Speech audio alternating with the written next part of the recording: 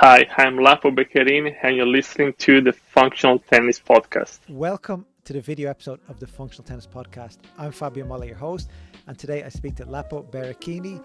Lapo is a strength and conditioning coach based out of the Mouratoglou Tennis Academy in the south of France. Lapo tells us all about what he gets up to there. He tells us all about the players he works with, such as Holger Rune, Lorenzo Musetti. He's plenty of stories to tell us. He tells us about all the benefits of certain machines he uses, such as inertial training. We touch on cramping, we touch on soccer players, we touch on testing, and we touch on a lot more.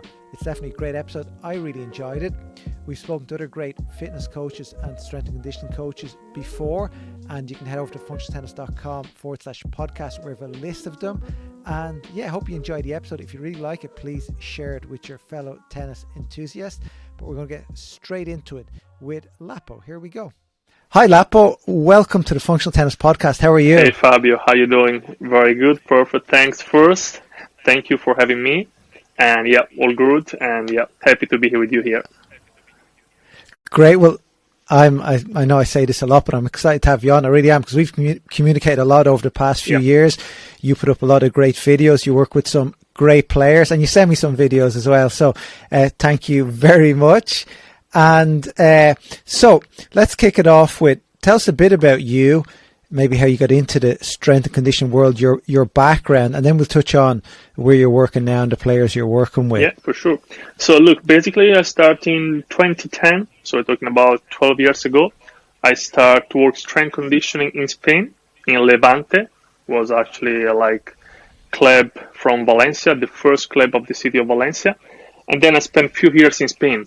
I had also the opportunity to study post degrees, so like master, one in Valencia was 1 year, was injury prevention master, and one in Barcelona, 2 years. Actually, the one in Barcelona really, let's say, changed my vision, changed my mind. The rector is Julio Tus, so he's one of the, I would say, best to me fitness coach worldwide. He had huge experience in high level tennis, high level football. And yeah, and then after I moved to China, I worked in Super League, also in football there. Then I had short experience, about around 1 year and a half in tennis in Italy. After I got the chance, the opportunity to move to India, to go deep in the biomechanical and relaxation with yoga. So that's why I moved to Mumbai to study 1 year yoga. And then after I came back in Italy, I went north of Italy actually, in a small academy. And finally, 2019, I moved south of France here in Mouratoglou, where actually I'm working. And yeah, here we are. Well, so that's a vast array of places you've worked. So you must be, you cover a lot of areas, which is interesting. But quickly, where about in Italy are you from? Florence, so Italy. Okay, so north of Italy isn't too far from Florence. I thought when you said the north, you were from a bit more south. I mean, when I worked in the academy, actually it was in Como, so it was like north of Milan. Okay. So yeah, from Florence it takes like, let's say 4 or 5 hours. Yeah. And did you play tennis as a young kid? Not really. Actually, I played baseball, not super high level. So, by the way, yeah, I played like around 4 years baseball. And then I practiced just for fun tennis, but I never was like a good player. I just had, I think, like around 10, 15 lessons, and that's it. And did you want to work in the fitness, the strength and conditioning world of tennis? I know you've football experience, or what brought you to work in tennis? I mean, actually, it's funny because I thought always that my goal was to work in football, and actually I'm lucky because I did it. I'm still doing it through my company, and but like just working with private football player now for the moment. But you know what? Like I found that I got that in tennis, the level that you can put in with the players is like way higher than football. I mean, also just in terms of time that you have to work with one player. In tennis, you can work like 2 hours per day, just one player. And in football, this one is not possible. Unfortunately, it's not possible unless you have like a good, very good level of club. Like we're talking about the best clubs in the world, Real Madrid, Chelsea, and they can afford like several fitness coach, maybe 4, 3, but still the ratio is like 4 fitness coach or 5 for 25 players. So the quality will never be like the quality we can have in tennis, actually. That's why also I move in tennis. And would the best footballers in the world, the Ronaldos, the Messis, would they have their own fitness coach also that they work actually, with? how it works with this level that you're talking about, Ronaldo example, always when he's moving, he has like, let's say, kind of small private team, and he's always moving in all the clubs. So let's say in Real Madrid, he was with the same people. In Manchester, was with the same people. In Juventus now, was with the same people just before going back in United again. So yeah, this level of players usually, and that's why also they are very good, because actually they invest in the strength conditioning, they invest in good therapists, and they travel around the world, bringing them also always with them. That's interesting. The top 1% always think that bit differently, don't they? And so I was going to ask you this at the end. I'm going to ask you now, difference between soccer players and tennis players as athletes. I know it's different sports, and it could be, you may say it's hard to compare them, but which is the better athlete? If you wanted to be a world-class soccer player or tennis player, they both make loads of money, so that doesn't matter. But who's fitter? Who's the better athlete? Actually, it's a fun question. Always I answer like, who is the man? I mean, he's the man who can lift the heaviest weight, or the man who can jump like longest. Who is the best one? So, like it's tough to say. Like, let's say football, usually like soccer, they cover around between 8, 11 kilometers during one match. Tennis, you go around, can be 3, 4, 5. But just imagine, like, I remember this one was impressive to me. Talking about actually one player from the academy, Tsitsipas, 2019, third round, Australian Open, if I'm right, or maybe I'm wrong, by the way. It was like he did 172 change of direction on the high speed. 172, close to 200 times. One player in tennis, he can change direction on the high speed. It means we're talking over 17 kilometers per hour. So it means like tennis for sure is a sport with a huge demands about fitness, everything. Aerobic capacity, maximum power out, so speed for sure, reaction time, strength, everything. Soccer also, but yeah, I will say if you compare the top 10 tennis players with the top elite football players, are we talking about like Ibrahimovic, Ronaldo, they can be pretty close. Then of course you must go in the like specific fitness what they need mostly. Yeah. But yeah, what I remember the experience that I had in football. I was impressed because sometimes from outside you think like they can work all the day long in football, but it's not like this actually. The time that they invest in the fitness for a club, for a medium average level of club, fitness wise, every day daily is around 40 minutes, 1 hour. And this one in tennis is something impossible. Because what do you mean? In 40 minutes, 30 minutes, you just go for the warm up. So it means, just imagine in terms of volume of time, of volume of training, how much more usually tennis players they spend respect football players. But again, we came back like as I started. Then, if you want to be top level in football, you know that you must invest. And so it means you work with the club, and plus when you go home, you keep working. Yeah, interesting. The footballer's life looks easier. For sure. Less travel, nice home. Sure. I remember it's funny because sometimes also like pro players, they come to me and they told me like, oh Lapo, I made the wrong decision. Was bad maybe to try to be like professional football player, and always say, for sure you're right, 100%. Way easier. Yeah. Like they play golf during the day, and they play video games. They get sore thumbs from the video games, like so. That's great. So you've been in Mouratoglou in the south of France since 2019. Maybe tell me some of the players you've worked with and you still work with. So through the year I work like with Lorenzo Musetti, with Jerry Shank.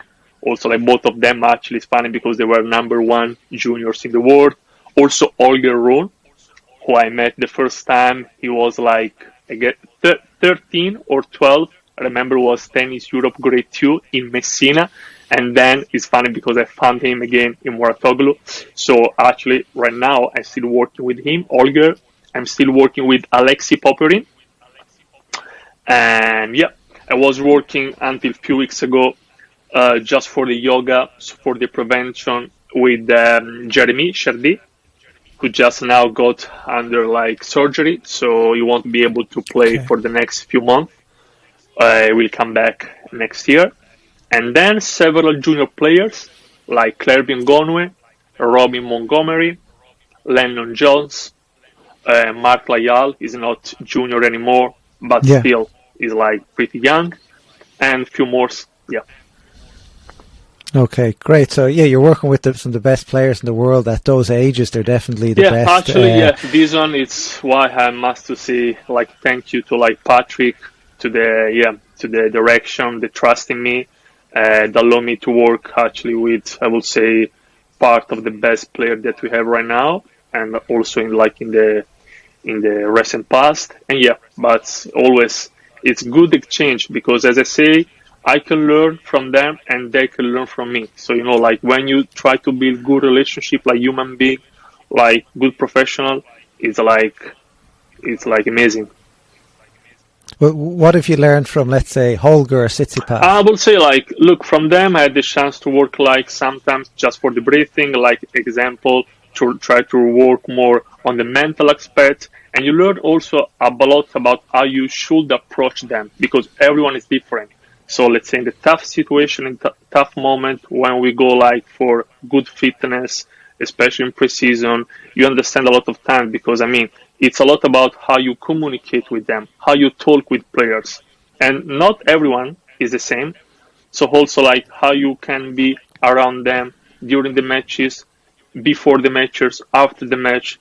So you get a lot also like in, I would say, I mean, you don't like become like psychologist, sport psychologist, but of course, if you want really to work in the high level, even young, but high level, you must understand how to talk always with them. Because first, they are people, human being, and then after, you have athletes. But first, human being. Interesting. And tell me, are you on the road much, or do you base yourself a lot more in the academy? Yeah. I mean... You base your... do you travel a lot? Yeah, I mean, travel, like, actually is a good question, because I'm not kind of fitness coach that actually appreciate it too much just to travel for the, let's say, normal routine, warm up and cool down and stuff. It's okay, of course, whenever people ask me to travel, it's fine. It's not a big deal. For me, I like to travel. It's okay, for sure. But as I really like my job, and for how I works, for my, let's say, methodology that is coming from more Spain, I always need some equipment, especially for like my background. It means like isoinertial equipment, vibration platform. So it's something that I know that I can do the best in the academy, because I really need something that we have only in the academy. And actually, like academy, we are doing amazing. We invest a lot in like facilities, in equipment, in tools, and we're still investing a lot. And this one is like, because he had good vision, we want to be like the academy #1 in the world. And so we know that we must to take like everything, all the best that we can take from around the world. So yeah, that's why also when I moved, actually, 3 years ago, I asked straight, the first thing I asked to the academy was to bring like kind of some machines, 2-3 machines in the academy, because without this, to me, was tough to work. So that's why, like, when you travel, you have sometimes the feeling that you are there, but you are not really doing the job. And always, I'm fair with the players. If you want me to travel, you know that I will work. So you must be able to be ready to work through the weeks. So between also the competition, but work proper fitness. If you ask me just to come there, I don't know, like just to be there with you and clap, I'm not the right guy. So what you're saying is the real work is done at base And that's why you're there, to get some real work done. For sure. And yeah, I had Sebastian Duran on the show about 2 years ago now. I'm Dimitri's fitness coach, and I was like, I was asked him, like, do you need to be at Grand Slams? He goes, no, he doesn't. The real work's done beforehand. Sure. It's too late if you're doing work now. And your point is, you can't get real work done. For sure, but I'm totally agree also with Eric, actually, the fitness coach of Daniel. Also him, if you look at him, he's not traveling that much. I remember, like, a lot of, like, fitness coach, look also Nadal. Look, Alcaraz also. Alberto is fitness coach, is not traveling. I mean, when you find like the good combination, like maybe some also the physio, if he's smart, if you have good relationship, fitness and physio, they can manage also to like some prevention, some prep, some movements. Is okay, but you don't need, to me, unless maybe this one makes sense when you go for a long tour. Let's say when you go for the swing in Australia, swing in America, and then you'll have like big training block. It takes like 2, 3, 4 weeks. Makes sense. But to me, just to go there, to be there is nice. But again, as I really like my job, I would prefer like to stay like in the daily routine, to work day by day and to try to build the players. Because trust me, you don't have the best feeling that you have, to me, is like to build the players since they're young. It means 12, 13, 14. And then to see them reach the top level. This is something that, is unreal. And speaking of young players, so a player comes to Mouratoglou, they're on champ seed, let's say, and they have potential. They come in, see you the first time. What's the first thing you do with new players who come to the academy? Yeah, for sure. So beginning, we go for like a checkup, so evaluation about biomechanical, so with the physio departments, with the doctor, and then we go testing in fitness. We try to link like all together, all the parts, and we also talk with the player to understand like the issue that they had in the few like past month or in the few last year, which is a strengthening about tennis, how we feel, everything. And then slowly we try to add like some routine in the beginning. I trust in the routine because like it's something that always certain level of players, you see, they come to you to ask routine before matches, routine after matches. It's something that I guess can help them for sure, like on the mental part, but also they feel like more comfortable. It's like kind of, let's say, placebo effect, but also for sure it works. It can work. For my direct experience, it works. And so and then like every week, mostly we go like for a meeting. Like I'm gonna talk pretty often with the physio, with the coaches. We try to exchange feedback always, and then we go through, and that's what's like happened with also, let's say, Robin Montgomery. She came actually first time before becoming champion US Open, and then she came after, based in Mouratoglou Academy. So now it's already basically one season that she's with us. And that's how it works. But with her and with all the players, junior or like even pro, they come, always we start like with solid evaluation from everyone. And then we start to build the process. Nice. We actually had Rob Montgomery on the podcast. Nice. I think she just after moved to Mouratoglou. Okay. And I don't think it was early days, but it was about a year ago, just under a year ago, I think. But how often would you recheck then? Okay. Players, like their flexibility, their strength, their speed? I would say also this one is a good point. Of course, we go for a test. We go for like between 3-4 times per year with fitness test, and about physio same. So let's say every 3-4 months we go for a global test about performance. But I would say when you have the chance, I try to do like in the daily routine to work daily, just 1-to-1 with the players. You can see every day you can see. From the morning, from when they wake up until when the day is done, you can see every day if they improve or not. Of course, then it's good also to have like clear picture, like about datas and everything. Absolutely, yes. But if you really work 1-to-1, and if you really know deep in the player that you're working with, you can see day by day what is going well, what we should improve, what is not working, and that's it. Yeah, interesting. And what about players who, I know all young players aren't based there all the time, they come for a few weeks a year. Would you work with their fitness coaches back home then to provide absolutely. a plan? Like, let's say, but also Robin, she's a great example because I'm in touch always with TC, who is like her fitness coach when she's based in Washington. And yeah, always. For me, like the connection between fitness coaches, between like physio and fitness is key. Is super important. We must remember that, we are like just more part of the process, just more part, and then we might, to me, like work everyone like connected together to try to give the best for the player. So for sure, always in touch with everyone, parents, coaches, physiotherapists, osteo, whatever, like all together. That's why I think like actually on my WhatsApp, I think I have like more than 20 groups. Because actually we have a group for each player, which makes sense. So like, even though like whatever, just you text there, because of course it's not easy always to ask for a meeting someone. Sometimes you are, I don't know, like here to work. Sometimes you work like outside or in Monte Carlo. Sometimes you travel. So, but in the daily, after end of the day, you always know what's happening, what's going on. And most of the time you don't actually need a meeting. A message just does it. Meetings can be overkill. And okay, so you've worked with great players. I'm sure you've worked with more average players. What's the biggest difference you've seen between the players who are at the top of their game at their age and players who aren't? Is there anything that stands out? This one, like, it's very interesting. Actually, I won't make like the names because, of course, I cannot.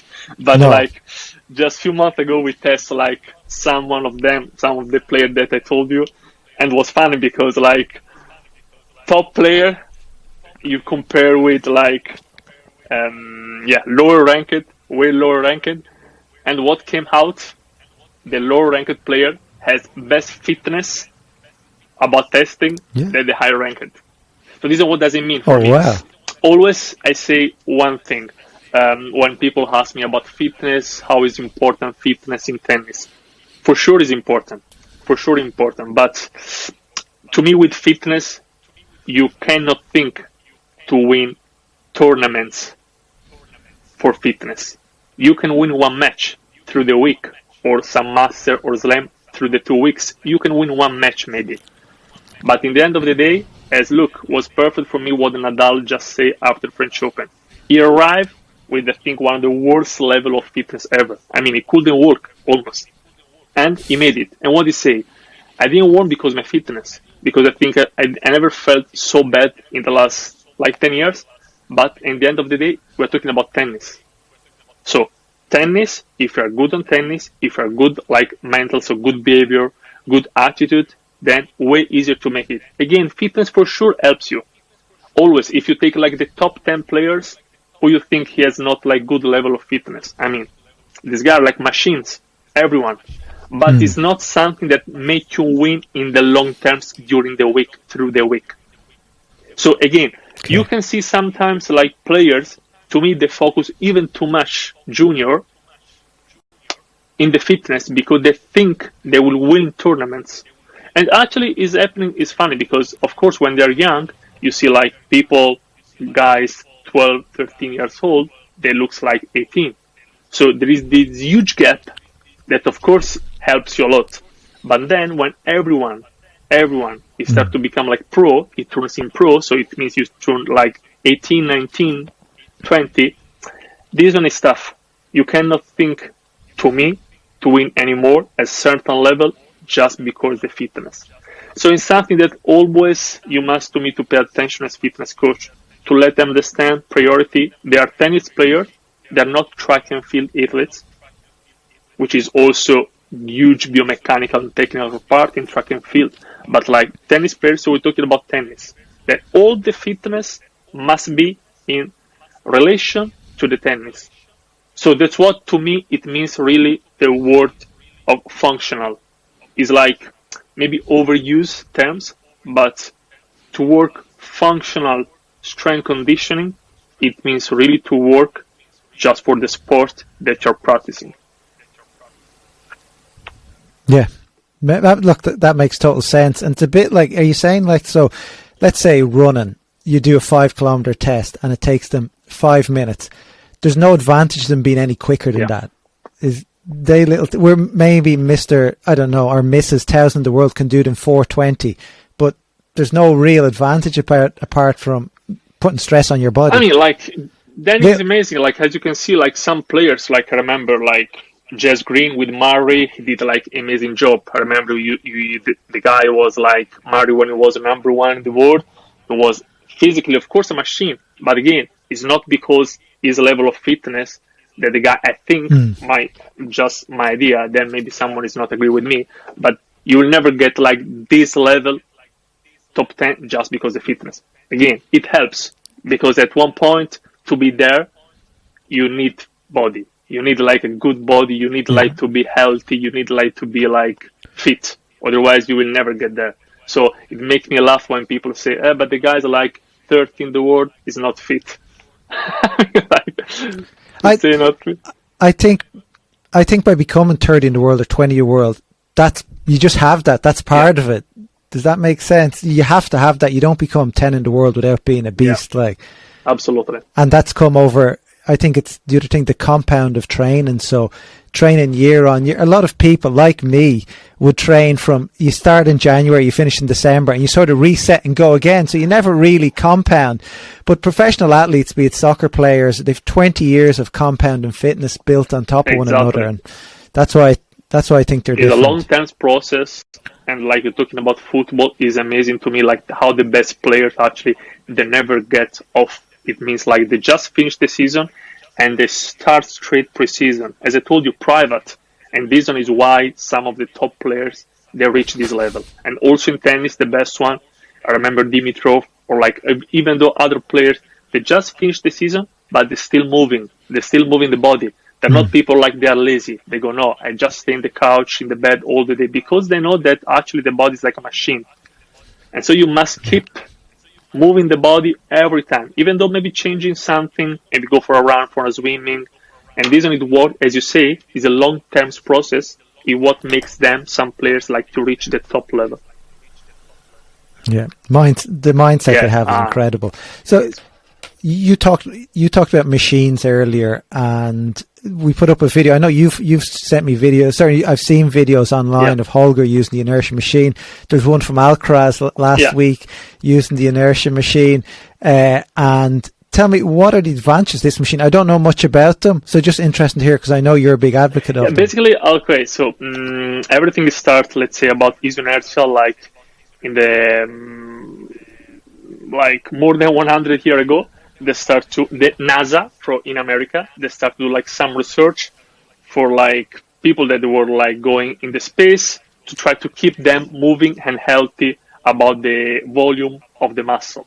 So to don't lose too much muscle, because of course when you're not in the space, you cannot move, you cannot do nothing. And so they came out with this kind of like machine. What the name is like flywheel. And basically after, in the 80s, so we're talking about 30 years ago, in Stockholm, in Sweden, few doctors, and one of them is not a doctor, actually, it's like a fitness coach. It's called Julio Tus, is the one that I was talking about, director of the Master, the one that I did in Barcelona. He tried to develop the idea.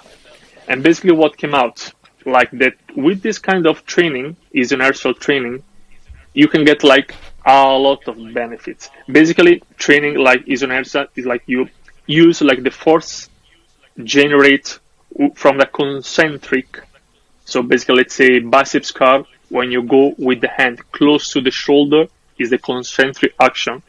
And then you try to use the force of concentric to try to go to hold, to resist as much as you can in the other direction. So in the centric. So let's say when you have like the stretch, just to make it easy, the length of the muscle. And this is why like you can see like sometimes also people, that's the first reason why I remember I brought the machines in the academy, and not a lot of people, they used to like it because it's not so easy for like beginners. It's not something like easy to go and easy to understand. But when you go into it, you can really understand like how many benefits. I'm not talking about like physiological benefits that they have. you have a lot of studies. Just if you go on PubMed and you put like easy on airstyle training benefit, you can have a lot about injury prevention, about to have sarcomeres more in series, about like more range of motion, to have more hypertrophic volume on the muscle. So like there are really a lot of benefits. But to me, the real benefits is that you are completely free to work. Especially, I'm not talking about the squat, which is also very good. Maybe you saw him. It's called like the squat is the classic flywheel, the one when you stand and you have the resistance from down. This one is very good. But the one that I really like a lot is it's called in Spain actually poleaconica, or you can call like V-line, like for the brand that I'm developing like some machine and working with, which is Italian brand. And because you can also like basically work on the technique of the movements, like let's say forehand, backhand, service, everything, and at the same time to develop the strength. So it's something that you like, let's say to me, it makes huge sense to have like a relationship during the fitness part, during the fitness moment, to make also the player understand that you are taking care about him, not just like athletes, but like tennis player. So he's a tennis player, so we work strength for your forehand, we work strength for your backhand. And this kind of freedom, what you can do, like you can see like also how can improve the synesthetic, so how can they understand more and more how the body works. Because not just to go on the bench, lie down, and go with the dumbbell up and try to develop the chest and the pectoral muscle. We are talking about this, develop your muscle, but in the same time to connect all the body and to try to work on it. Let's say short example on the forehand. Sometimes people, they don't load enough from the leg, forehand openness. They don't load enough the right leg. Or they just don't use that much the core control. And you can use these machines actually to try to make them understand how the technique also can be. And that's why it's perfect actually when the tennis coach, they can come during the fitness session. And at the same time, you can develop strength on the leg, strength on the core, strength on the shoulder, everything together. It feels like you can just go on there, do all your strength work on it, and then job done. Seems to cover all the bases. And so you've seen a lot. Obviously, you've seen a lot of improvements with it. You like using the machine. It's just interesting here because I've seen you guys post it. You've seen Alcaraz do it. I haven't seen the other top guys, but look, there's different, as you say, there's different mentalities. Yeah, I mean, it's funny because always when people ask me, Lapo, well, what's the best way to train? I mean, like if you look like take the top 10. Everyone actually is training different. Everyone from the top 10. There is no one right way. I will say just trust the process, and you need to me some scientific base, it's a solid base, and then you have like to know like deep knowledge in what we are talking about. So honestly, I won't feel comfortable maybe to work like on, I don't know, more like contrast training, more weight, powerlifting. I won't like. But I remember about like an amazing player working with huge volume of weight. I remember about Verdasco example. He's big guy. I mean, the guy was like lifting huge weight, but I won't say that he was not doing good. He got huge result, and a lot of players, also different players. But like, let's say for me, the smartest way, and again, the functional like way to work it is like to use these machines. These are just part of the machines that I used to work with. Then we developed also with the Italian brand like the vibration platform, which is something that already Nadal was working like more than 10 years ago. And also this one, we have a lot of benefit for the stability example of the lower limbs. So you can connect stability of the ankle through the knee hip and to try to connect the core. So it's something that people usually they think about the legs and they think about the arms and the core like different part of the body. Like my point of view is like we work like a chain, which is pretty common now. Everyone talking about muscle chain, but really try to work regarding fitness, everything connected, all connected. Nice. And yeah, it's an interesting topic. And there was a video doing the rounds. Now, it's only one video out of many of, I'm sure, their reps that they do and their exercise, but it was Medvedev, who trains sometimes in your gym. He was doing a hip thrust, and he'd like 50 kilos. And then there's a video of Emma Raducanu with 200 kilos doing a hip thrust. I was like, how does she lift 200 kilos? And 200 kilos is a lot of weight. She's a slight girl. Like, she's I don't know, 65 kilos max, yeah. I'd say she is. And it was just interesting. But again, there's different trainers do different things. For sure. Just to understand, about the difference when we're talking about volume, the higher force that you can generate it with the flywheel technology is between 2 and 3 times higher in terms of force, the one that you can produce with normal. So with normal weight, with concentric. So also the hip thrust, great movements, great tools, to strengthen the hip, to strengthen the lower back, to have solid pelvic. I love it. But also this one is pretty analytic, and for sure it works. I won't say that it doesn't work. But for me, there is one period of the year when you can work more analytic, or maybe during the tour. But then when I really work, I really do my job that I think I'm decent doing it. It's always something more about movements, and it means first thing, standing. Because how many times you see one tennis players performing on the back or performing lie down? Never. Tennis players, they're standing. Tsitsipas the odd time when he's diving. Just Kyrgios maybe, now on grass. Yeah. So you're standing, and so we work standing. The court, we work standing. Because on court, you hit the ball, you should be able to control your court standing on 2 legs. Sometimes also on 1 leg. Yeah, very functional. That makes sense. I'm dreading my training session with you, by the way. I need to get super fit just to show up there. But so it's grass court season now, and what's changed between straight off clay court onto the grass court? Let's say Holger, one of your other players, Musetti. What changes in the training there just to make sure they're ready for the grass, and maybe more for an injury prevention? Yeah.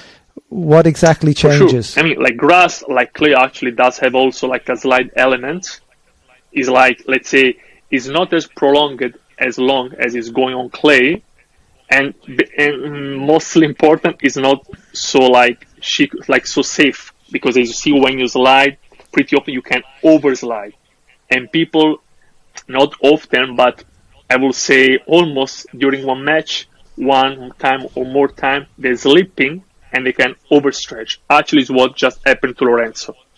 Hopefully, it's nothing serious. He will be able to play in a few days. But to me, super important again is to work, if you have kind of machine that can make it more functional. Also on the field, isoinertial training, to try to work more on the deceleration. So as you can see, usually in tennis on grass, what comes out? You stay lower, more frequency on the feet.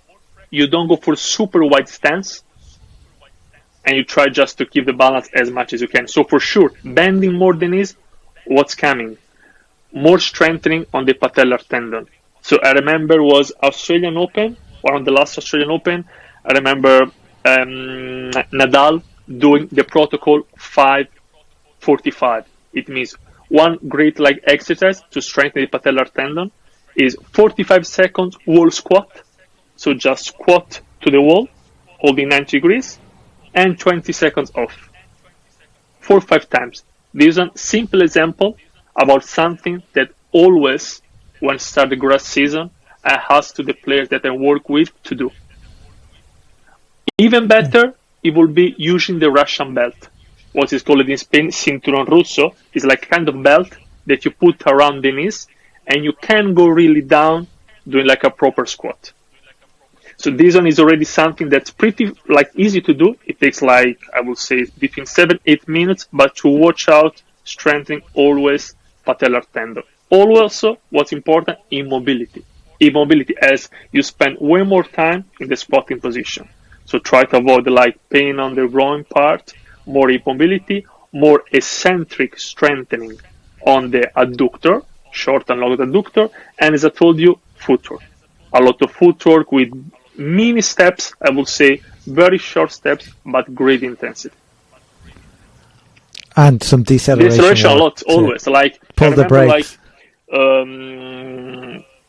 When was like last year ago? Yeah, I think one year ago. I spoke with one tennis coach. He was asking me why. Actually, I was pulling one player in the direction when he was going, because usually what you can see always, like let's say the guy is righty, you want to hit the forehand, and you pull him from the left.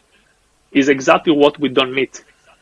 We need exactly the opposite on clay, but it's even more on grass. Look, I just worked like a few days now with two players, Petros Tsitsipas, the younger brother of Stefanos, and Lennon Jones. Petros, he just left actually yesterday to Mallorca. He will play double there. And Lennon Jones, he will play Rampton ITF G1. And we just worked on this one in the last couple of days. A lot of deceleration using a device that I developed during the years that can pull you in the direction when you're running, and you must be able always to keep the balance. And then also to be fast to recover, of course. And then you can work on court, you can work on grass. I mean, to work on court is not easy, as in Europe it's not easy to find like grass court, but we are lucky in Mouratoglou. We have like huge outdoor space, so we have like actually a lot of natural grass, and we are able to work on it. Nice. So there's plenty they're working on. It's just interesting to hear exactly what the players should be working on and what they are working on. So so that's the grass court underway. And another thing I want to ask you about is like cramping is with younger players is a big thing. And I know there's nutrition is one side of it, but let's talk about from a strength perspective, what sort of things can players do to stop getting cramps? Sure. First of all, I would like to say just about my point of view. As we spoke before, when you reach this level of like players, like talking about top 50, top 40, everyone has like very good level of fitness. So it's tough to say that they are not ready to compete. Sometimes you can also see like players like getting cramp after like, I would say not few games, but during the first set, which is something weird. To me, most of the time, I would say always, but you can never say always in this life. So most of the time it's come out for more than one reason. So I guess could be also the fitness. So maybe we didn't work enough resistance or strength, power resistance, so the ability to perform always the same power, the same output force from the legs. But for sure, I will tell you, mental part is key, and nutrition. Nutrition, it means what you're eating and also what you're drinking. About this one, people a lot of time, players, when you ask them, you tell them, look, remember, try to drink every day. And they say, yes, for sure, Lapo. I play today, I start to drink a lot from last night. It's not working like this. The body, it has some certain times that he's able, he can like absorb everything that we put in. It's not like we go full and we start to drink now for tomorrow 5 liters every, 3-4 hours. It doesn't work like this. If you play in 2-3 days, it's today that you must start to take care completely about what you're putting in your body. And what happened, as you're a tennis player and you're supposed to play every week, at least one match, it means basically you can never stop drinking and eating properly. Because how it works, it's not like you play and then you go like for 2-3 days, you don't care, and then you start again to take care. It's a process that takes between 2-3-4 days, the nutrition, to be really, really, really fit. And this one is one part. Nutrition is big, as you said, is right, totally agree. Then mental. It's funny. I had the chance to talk with Lorenzo, I remember last year French Open against Novak, and also with Olger, US Open, also against Novak. Both of them, they got trouble with cramps. After we spoke, and they came out with the same reason. Mental part, stress level was the main problem during the match. Wow. So they didn't cramp. And I'll tell you, Olger was coming from 2 tournaments, 2 Challenger won. One was in San Marino. I think the second one was Verona, was on clay. He just go for the second Challenger in a row. So he won 2 Challenger, was I think like August. And then he flew to America. Full storm in New York. So was not able, and he was moving from clay to hard. He practiced indoor. Day after, imagine, match, slam, center court, night match during the night with Novak. So I mean, imagine your level of stress from coming to win 2 tournaments in a row to go to play a slam, basically for the first time against Novak. So, and Lorenzo same. He was doing very well. And then retired because he was not feeling good, but the mental part was there. Always the mental part is key.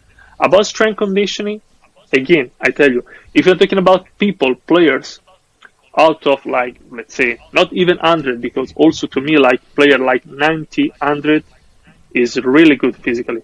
I never saw like players like 90 in the world, and they cannot say, no, this guy, of course, you have room of improvement. I'm totally agree. Everyone has. Also number 1 in the world. Also Daniel, now Medvedev has it, everyone has. But to be from there, to say that the problem of the cramp, it's only regarding fitness, no chance. But if the question is, coming back to your question, what we can work on, for sure, strength resistant, power resistant, and also, again, eccentric training. Eccentric training, to me better, if you can make it using isoinertial devices. Otherwise, you can just work eccentric training also without isoinertial devices. Yeah, very interesting. I knew obviously a bit about the strength training work and the nutrition, but the mental thing I'd never thought about, and how that can cause stress to the body and result in the breakdown. It's huge. Of the body, I remember also I got like experience through the years. I remember it was in Spain. I was working in Cordoba actually, was in Secunda, so it was like not in the first league. Cordoba at the time was in the second league, and we had like a talk with a mental coach. He came out. We started spoke with just one guy because he got some like problem issue with the family and everything, and the guy I remember was sad. Was not happy to be there to perform. Like was almost crying in the locker room. We had this huge conversation. The day after, what happened? The guy was perfect health, yeah? The day after, the guy injured, hamstring. Was after, I think, 20, 30 minutes of the match started, injury. And you say, okay, it's like random, it's casual, it's not casual. A lot of times, players, top players, they can get injured just because the mental part. It's something that it sounds like, what are you talking about, Lapo? But it's like this. To me, like if you have really like holistic vision, and this one is also what I got from the experience to live in India, in Mumbai, is like this. The body is not like a machine. We are like all together. So first thing, again, human being. Then you have the athletes, but everything is connected. So we cannot think about always injured. Why some players, they always get injured in the same area. I have players I had players actually in soccer, football, they're always injured in the pelvic area, in the stomach area. Why? Lower back, iliopsoas, or a short adductor, or pubalgia, the head. Why? It's not something like, to me, you should think about it. Yeah, it's very, very interesting. And the holistic approach to it. Question regarding water. On average, a tennis player, how many liters of water do they drink a day? In summer or like average during the Yeah. Just on, I know summer is different, whether it's 40 degrees or 20 degrees, but let's say 30 degrees preparing for matches. Are they drinking like 4 to 5 liters a day or more? No, more. They go for more, for sure. They go for way more, Yeah. way more. Yeah, they go for more. The players that I work with consider they go like for around 3-4 bottles per day of water. Yeah. So that's like 6 to 9 liters a day of water. Easy. Plus, okay. Interesting. I didn't know that. And also, we're finishing up here now shortly. But question that's always asked, coming from heavily amateur-based players, is how do the pros slide on hard courts? What's the secret? Is it just force, or I'm asked all the time, how do they slide? And you see it in comments. How do they slide? What's the inside knowledge on how they slide on hard? It's something like this one. This one is we open like a huge window because I would say it's kind of the approach that you have also in the young age. Usually, I'm not saying always, but people that they can move pretty well are people that they are young players that they had experience in different sports. So what they call differentiation. So it's not like they just went for the tennis and they played tennis during all their career.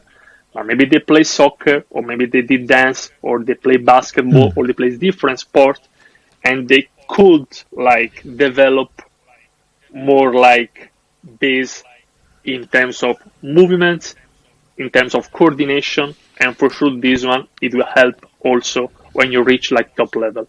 Then of course you can also work on it. That's what strength conditioning, to me, they should work also. Sometimes can be just with the fitness, sometimes can be what we call fitness on court. Always when we talk about fitness court, it means doing fitness with proper movements on tennis, with the tennis coach there, is something that we develop a lot in the Mouratoglou Academy. We're using with junior players and also pro players. And what you can see the likes, the likes because it's regarding tennis wise. They really don't like because usually, I used to go pretty intense. It's always when you ask people let's go fitness on court, they're happy, but at the same time, they're not happy. But about sliding is a mix between genetic, is a mix between which kind of sports you practice when you was young, and also, of course, is about training and practicing and practicing and practicing and try to develop the movements and try to let them understand.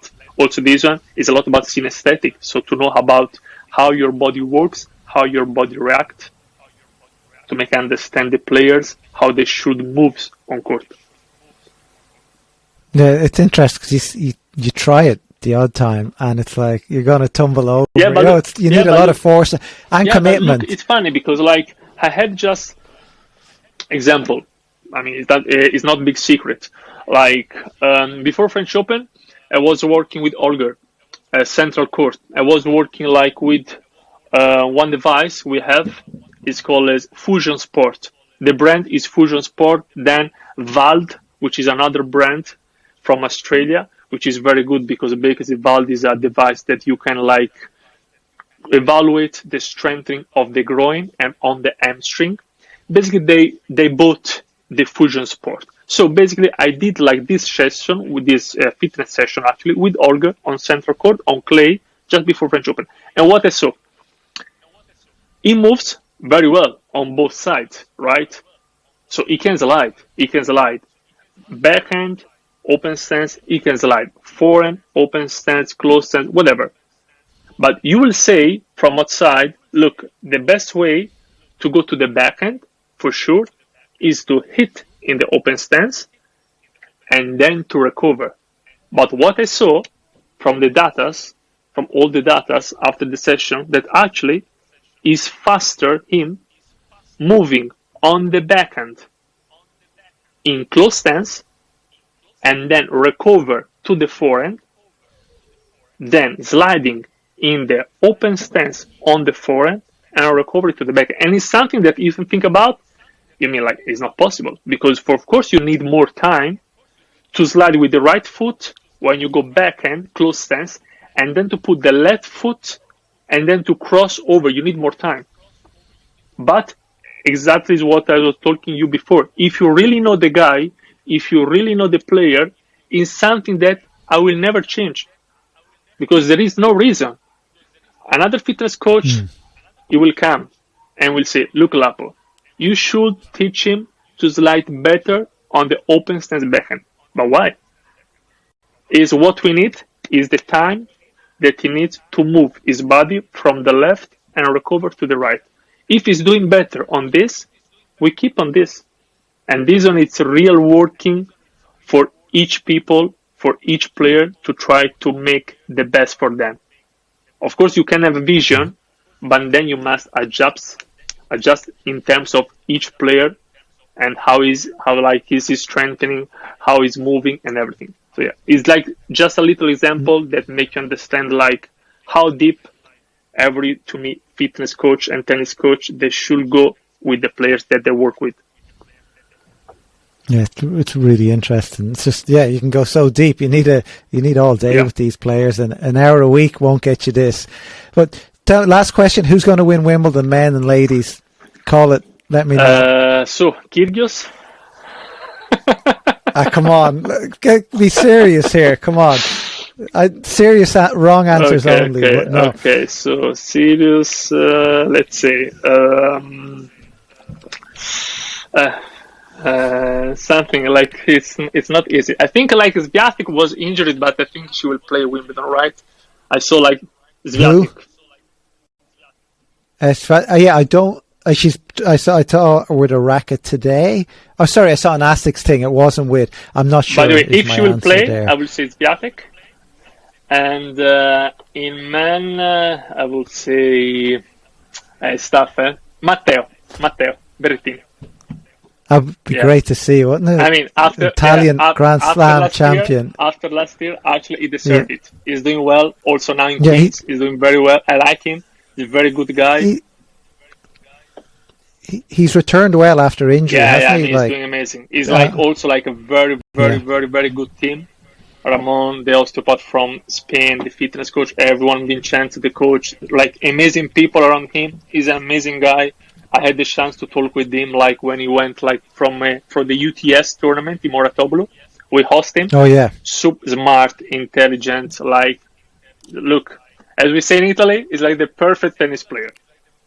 The one that we was looking for, I don't know since how many years. We have there now.